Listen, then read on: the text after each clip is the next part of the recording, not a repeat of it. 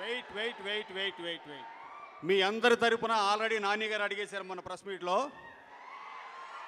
తొందరలోనే వస్తుంది, వెయిట్ చేయండి.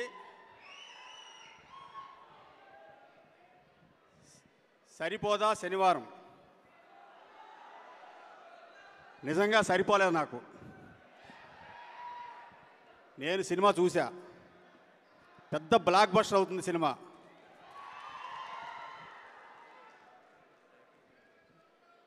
మొదటగా నాని గారి గురించి చెప్పాలనుకుంటున్నానండి. ఎందుకంటే ఆయన కథల సెలక్షన్లో నెంబర్ 1. మంచి మంచి కథలు సెలెక్ట్ చేసుకుంటారు. సినిమాకి డిఫరెంట్ జోనర్స్ ఎత్తుక్కుంటారు. ఆయన కొత్త డైరెక్టరా సీనియర్ డైరెక్టరా అని కూడా చూడరు. కథ నచ్చితే కొత్త డైరెక్టర్ కూడా అవకాశం ఇస్తాడు ఆయన. ఆయన చేసిన సినిమాలన్నింటిలోనూ కొత్త డైరెక్టర్లు ఎక్కువ మంది ఉన్నారు. నిజంగా నాని గారు మొదటగా మీకు నేను థ్యాంక్స్ చెప్పుకోవాలండి. ఎందుకంటే మీతో సినిమా చేస్తే ప్రొడ్యూసర్ టెన్షన్ ఉండదండి. ఎందుకంటే అన్నీ మీరే చూసుకుంటారు. ప్రొడ్యూసర్ టెన్షన్ అన్నీ మీరే. నిజంగా హార్డ్ వర్కర్ అండి మీరు.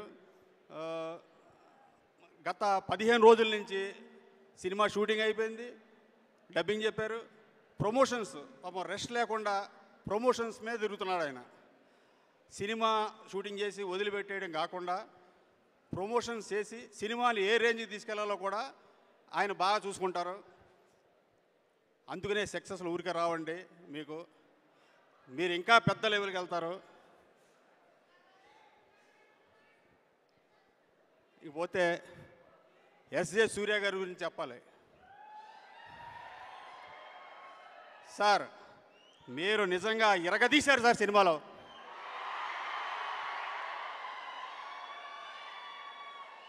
నేను ఎప్పుడు ఏ స్టేజ్ మీద ఇలా మాట్లాడలేదు. ఈ సినిమా మాట్లాడిపిస్తుందండి నన్ను. సార్ మీరు ఈ సినిమా తర్వాత ఆల్రెడీ బిజీగా ఉన్నారు, ఇంకా బిజీ అయిపోతారు. నెక్స్ట్ సినిమాకి మీరు నాకు రెమ్యునరేషన్ పెంచకుండా సేమ్ రెమ్యునరేషన్ సినిమా చేసి పెట్టండి.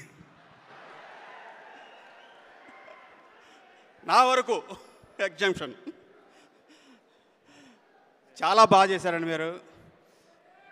అండ్ ప్రియాంక గారు చాలా అద్భుతంగా చేశారు. మీరు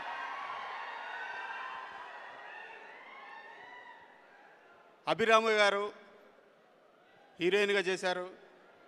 కానీ ఈ సినిమాలో మదర్ క్యారెక్టర్ చాలా బాగా చేశారండి. అద్భుతం అండి మీ నటన. ఇంకపోతే మా డైరెక్టర్ వివేక్ గారి గురించి చెప్పాలండి. ఆయన పాపం ఒక 1 year రాశాడండి ఈ సినిమా కథ. ఆయన్ని సినిమా జరిగేటప్పుడు చాలా టెన్షన్ పెట్టాం. తొందరగా షూటింగ్ చేయాలని.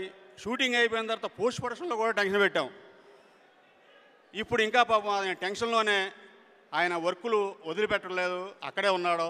ఫీవర్ కూడా వచ్చేసింది ఆయనకి. నిజంగా ఆయన నాకేదో వివేకాతిరేత సినిమా అంటే సుందరాని సినిమా తీస్తాడేమో అనుకున్నాను నేను. నాకు ఇంత భారీ బడ్జెట్ సినిమా అప్పచెప్పాడు, యాక్షన్ సినిమా. నిజంగా ఐఎమ్ వెరీ వెరీ హ్యాపీ.